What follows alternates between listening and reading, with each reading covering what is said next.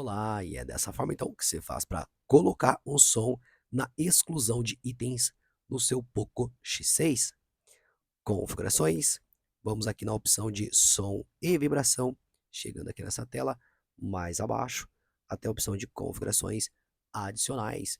E temos reproduzir som ao excluir itens. Então, se você quer que saia som para quando você excluir um item do seu Poco, é só ativar essa caixinha. Ativando, só retornar. E quando você exclui um item, ele vai emitir um som por isso. Espero que esse vídeo ele tenha te ajudado de alguma forma e até a próxima. Tchau, tchau.